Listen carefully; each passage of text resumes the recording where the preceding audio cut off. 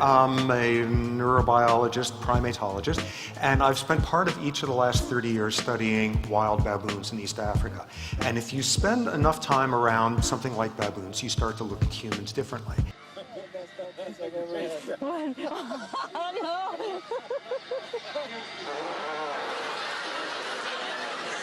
This is a passage that I just love and would like to read for you. In the theory with which we have to deal, absolute ignorance is the artificer, so that we may enunciate as the fundamental principle of the whole system that in order to make a perfect and beautiful machine, it is not requisite to know how to make it.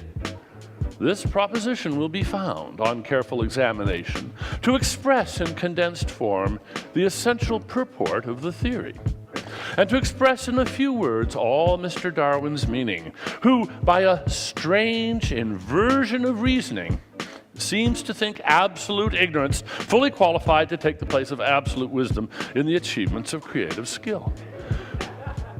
Exactly. Exactly. And it is a strange inversion.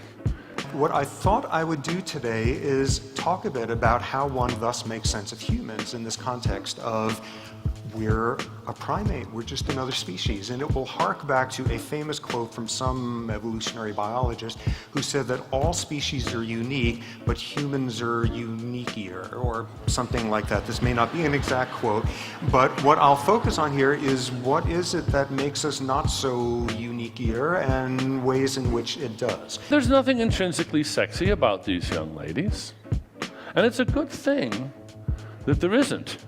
Because if there were, then Mother Nature would have a problem.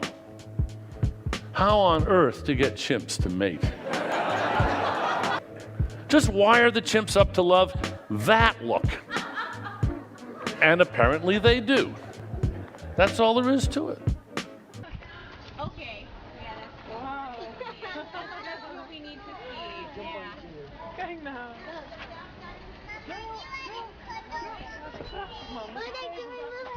The realm of aggression.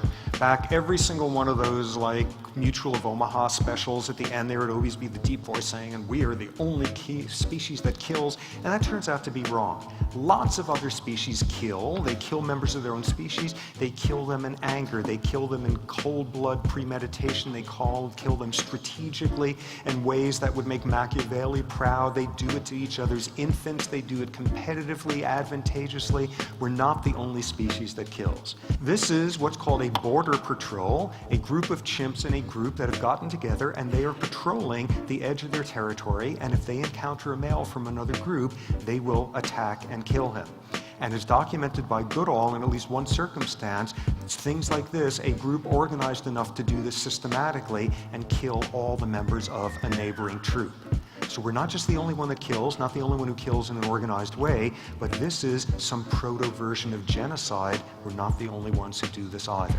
Next domain, empathy. Empathy as defining of who we can be as a species. Our greatest moments show aspects of empathy. It is the thing that makes us morally bound to each other.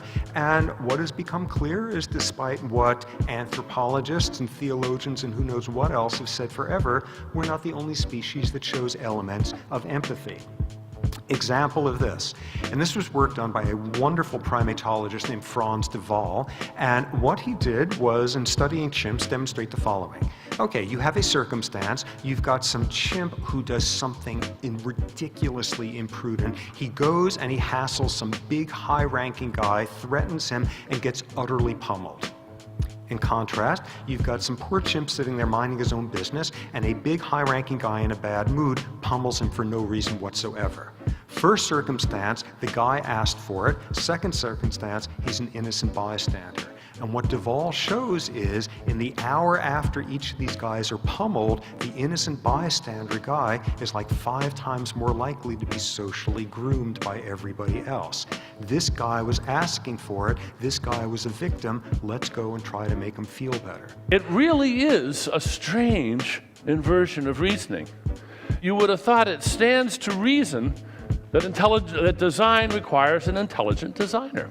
The first thing to emphasize is if you want to understand what we're about as a species and what makes us unique, the first clear punchline is it ain't going to have much to do with our genes. It's not going to have with our neurons or neurotransmitters. Take us, take a fruit fly, and we've got like almost all the same genes in common. But where we are alone is just the extraordinary directions where we could take that empathy. An example here. Okay.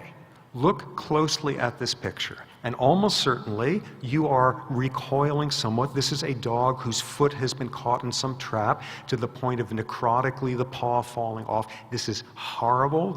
We look at this and we are feeling empathy for this dog. We are feeling how painful and frightening it must have been for this dog. We are feeling empathy for a member of another species. This is unheard of. But we could take it even one step further. This is a Catholic nun named Sister Helen Prejean, and what she has done is spent her entire life ministering to the needs of men on death row in a maximum security prison in Louisiana. Some of the most frightening, nightmarish humans who have ever walked this earth, some of the most deplorable people out there, and naturally, endlessly, she is asked, how can you spend your time doing this with people like that? And she has always had a very simple answer, which is, the less forgivable the act, the more it must be forgiven. The less lovable the person is, the more you must find the means to love them. And as a strident atheist, this strikes me as the most irrational, magnificent thing we are capable of as a species. And it's in that realm that we go so far past the fact of the ways in which we can do special things with theory of mind and empathy and culture and all of that.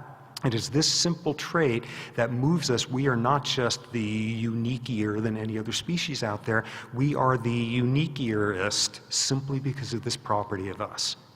And this one does not come easily. And on a certain level, the harder this is, this contradiction, to take the impossibility of something to be the very proof that it must be possible and must become a moral imperative, the harder it is to do that, the more important it is.